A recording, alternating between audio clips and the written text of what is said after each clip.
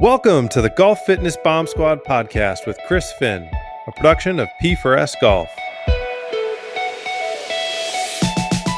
Welcome to the Golf Fitness Bomb Squad. I'm your host, Chris Finn, and today we're going to be talking about the challenges that you may have shallowing the club out. So that is typically a more of a technical conversation, I guess, is how it would be worded.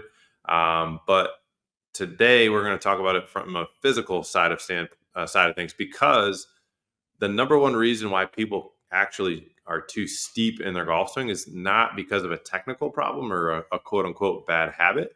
It may have turned into a bad habit, but the question we always want to ask is, can I physically do this? That's number one. And if I can, and I'm not doing it, then it's probably a technical issue or a bad habit. Unfortunately for most people, or I should say fortunately for most people, it's actually not a technical problem. It's more of a physical limitation that people have. And then just doing it the wrong way and cheating long enough, then it turns into a technical bad habit. And obviously that causes issues in terms of your attack angles, your path, your face control, all those sorts of things. You're having to compensate by using your wrists and your elbow and your hands to kind of manipulate the club face to try to get it back to the ball where you need it to be so you can hit the ball consistently. So the number one reason that we see why people are, I guess if you want to call it steep or not, somebody's trying to shallow it out or flatten it out and they can't, is because of lack of trail side shoulder external rotation. So what that is, if you think of a baseball pitcher throwing a pitch, when they cock the ball back and then their arm kind of rotates back behind their head, that's external rotation. Think of a football quarterback when they throw the football. Same idea. So that ability to rotate your hand back behind your spine is what allows us to get that club, quote unquote, deeper, allows that club to get a little shallower. And if you can't make that move, then it's going to naturally be a more upright swing. It's going to be a little steeper. Now, without going too far down to the rabbit hole of, some people naturally are, have steeper, traits physically that make them a little steeper. Some have, whether length of their forearm relative to length of their upper arm. There's lots of rabbit holes to go down that way. Just talking very simply for the purpose of today's pod, just the number one reason why people struggle is because they can't externally rotate that trail shoulder.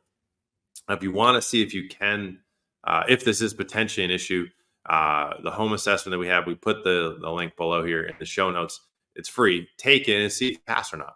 If you do pass and you are trying to get more shallow, or you don't like the plane of your swing because it's too steep or whatever that may be, and you fail the test, then that means, and you pass the test, that means it's a technical issue. It's something that, doing some drills and that sort of thing can fix.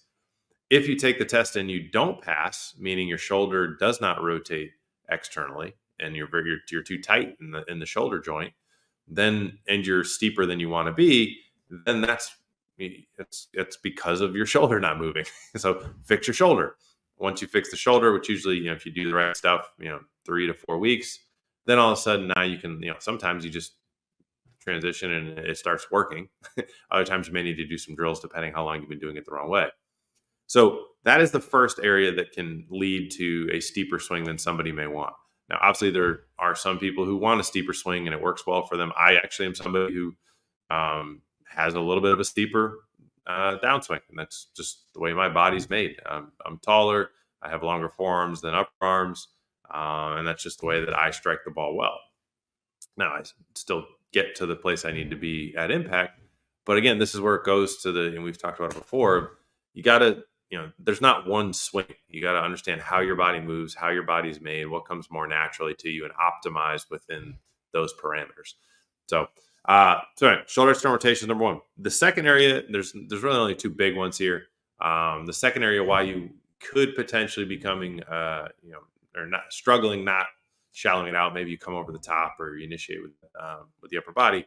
Could be because your trail hip doesn't rotate. You're not able to rotate into your trail hip enough. So that's internal rotation of your right hip for a right-handed player, left hip for a left-handed player.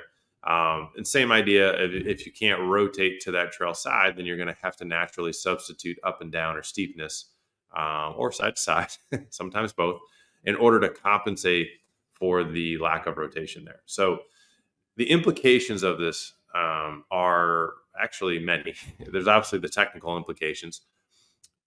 May create a more left path than you want. The steepness, attack angles, all those sorts of things may be impacted. The other thing that it causes from a longevity perspective is going to be injury risk. So if you can't say you can't rotate your shoulder back, you can't rotate into your trail hip. The other reason, basically the other way that you'll compensate is one of two. You'll either increase your right or your trail side bend, so right side bend for a right-handed player, left side bend for a left-handed player, or you're going to use your wrists and elbows and put a lot more stress to try to create that shallowing look, particularly if you're videoing yourself on your phone, or you're going to try to make the shaft look more laid off, or whatever terminology you want to use. And you may manipulate that with your wrists. Now, when you do that with your hands and your wrists, it does put a lot more stress on the elbows, particularly the trail elbow. So a lot of the times, the two most common injuries we will see in golf are back issues and elbow issues. Somebody trying to shallow out their swing when they're physically not able to is probably one of the more common reasons, or predecessors, I should say, to people coming with back pain and elbow pain. And it's because of the compensations that they then have to start to make because their shoulder can't move in that direction, or because their hip doesn't rotate well. So it's an interesting confluence of events that occur, and that you're trying to make this one change technically, and you have to introduce these couple compensations. And unbeknownst to most golfers, you're actually setting yourself up for injury, which is not what we want when our goal is to play this game for a really long time. So those are the two big ones. Those are the things that can happen. The other one that I do want to mention, your lead hip internal rotation. Particularly as you start the downswing, if you can't clear that lead hip, that's what ultimately does allow that kind of those hands to drop a little bit, and the club to flatten. So that obviously I would call that, maybe the hips, maybe we count as just number two reason, trail and lead together. But that is another reason why we will see people come a little bit steeper, more upper body dominant swing, is if either of those hips are not doing what they're supposed to do. So kind of a quickie today in terms of just wanting to cover this one specific point with you, and help you to understand the implications that physical limitations in your shoulders and hips can have on how steep or shallow you're moving the club. And if you don't have the ability to move your hips and shoulders in the right ways, and you're trying to make changes for whatever reason, I want you, hopefully make you aware of the potential injury risk that you are introducing to yourself, unless you actually get your body so it can move that way. So hopefully for those of you who this kind of hit home with, you do, take this, like I said, the assessment's free. It's in the show notes. Grab it, use it. You can also go to parforsuccess.com, PAR, the number 4 success.com, or just P4Sgolf.com, the number 4S golf.com. The home assessment's there, guys. It's free. Take it. It takes less than 5 minutes. It's all online. You get your results immediately. But what it does, it lets you know, if you're trying to make these changes, should you be working on your body first to make those changes a little bit easier and safer for you. So hopefully at least one person listening this resonated with, and we stopped you from going down the path of blowing yourself up. So hopefully we've diffused at least one of you here from becoming a exploded time bomb. So hopefully you found that helpful, and look forward to catching you on the next pod.